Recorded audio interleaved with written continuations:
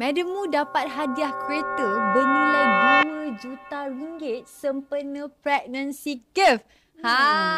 Gila. Memang 14 anak. Ya, ya. Hari ni kita nak review bag Madam Mu, founder Noah. Yeah. Madam Mu. So, jom bos review bag. Nama asalnya adalah Erica Baiduri. Betul. So, ini adalah Hermes Birkin 30. Color in gold hardware. Ada 2 twilly, 1 labubu, 2 cam. Ambil kau, puas hati.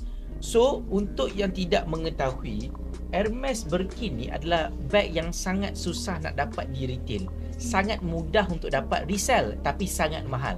So, you nak murah, you kena spend dekat retail. You nak mahal, you boleh beli pre-own. Technically dulu mahal sebenarnya. Dulu mahal sebab kalau you beli pre-love, contohnya kata kalau you beli resell, you kena bayar double daripada harga dekat retail. Tapi cepat. Jom, korang kalau nak shopping ataupun jual handbag dan juga Rolex, klik link dekat bio. Jangan lupa follow. Kalau you beli dekat retail, you boleh dapat harga separuh jimat. Tapi you kena spend dekat benda-benda lain dulu. You spend dan you dapat lah barang tu. Bukan spend kosong lah. Faham tak? Tapi in order untuk you spend tu pun, you kena spend banyak benda lah. You kena spend kat t-shirt, kat baju, furniture, benda-benda yang tidak ada value. Menariknya Birkin ni, dia nak letakkan title tu di atas, diorang claim yang semua Birkin semuanya handmade. Tak ada satu pun pakai mesin. Craftsman yang buat bag tu ambil masa 35 jam. Mana 2 hari satu bag. Wow.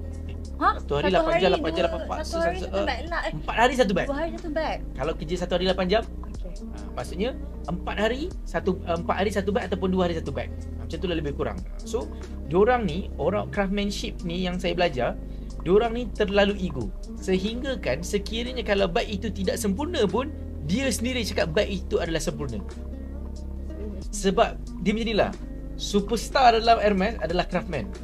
Macam tu. Superstar dalam superstar dalam Icon Lux adalah team sale, team talent. Faham tak? Superstar tu adalah diorang. Diorang ni memang jalan sebab diorang adalah money maker. Diorang, tanpa diorang, bag tu tak boleh dihasilkan. So bila diorang nak jadi craftsmanship tu pun, diorang kena go through exam, kena go through vet, kena go through macam-macam. Sebab dia nak pastikan yang orang tu adalah betul-betul berkualiti. Itu katanya lah. Lebih kurang macam tu. Wow, susah kan nak ni. Kalau tiba-tiba saya cakap saya hantar resume nak jadi craftsmanship tu. Tidak. And Hermes ni pula, dia tidak pernah keluarkan satu numbers official mengatakan 1 tahun berapa banyak Birkin kita keluarkan. Dia tak ada keluar. Ya ke? Tapi kalau you pergi kedai, ada Hermes tak? Ada Birkin tak? Tak ada stok. Bukan sebab tak ada stok. Kadang-kadang ada je dekat belakang. Cuma, dia bukan untuk you. Sakitnya? Yep.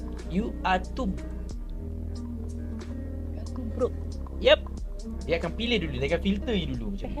Jadi, Hermes Birkin 30 milik Madam Mu, harga dia berapa? Harga dia tak mahal sangat. Harga dia dekat almost RM100,000 sahaja. Tak termasuk dengan twilly, tak termasuk lagi dengan cam, tak termasuk lagi dengan labubu. Jom shopping dan jual melalui Icon Lux. Jimat sehingga 70%, installment serendah RM5 sehari. Jual dan konsign item anda dengan kami. Cepat, klik link di bio sekarang.